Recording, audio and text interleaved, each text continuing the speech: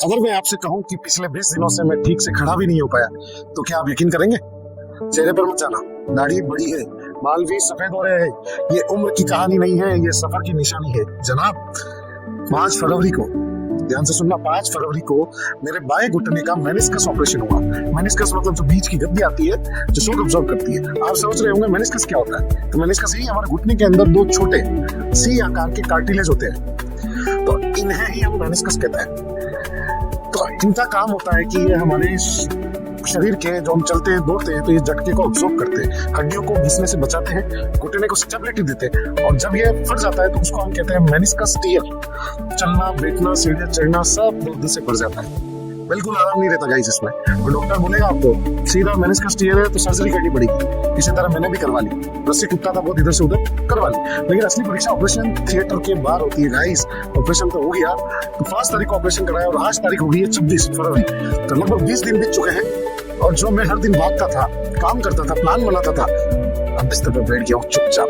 क्या काम है? दिन में 2-3 बार खाना, 4-5 कप चाय, 10-15 दिन हॉस्पिटल जाना, फिजियोथेरेपी, फिर वही कमरा। और एक सवाल, अब क्या करूं?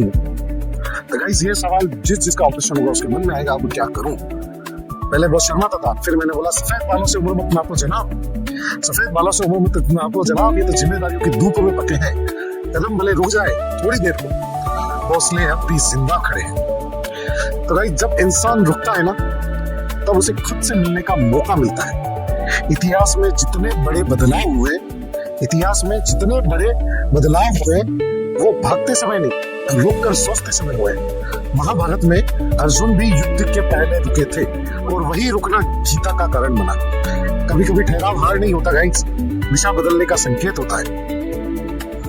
तो जो टर्निंग पॉइंट की बात करते हैं हम इन 20 दिनों में गाइस, जो मैंने समझा है मैं आपको वो बताऊंगा कि अगर मैं चल नहीं सकता तो बोल सकता हूँ, अगर दौड़ नहीं सकता तो सोच सकता हूँ, और सोच से बड़ी ताकत कोई नहीं है। तो आज से हर दिन एक पन्ना, हर दिन एक सच्ची बात, हर दिन एक अनुभव, शायद हम एक दूसरे से कुछ सीख जाए।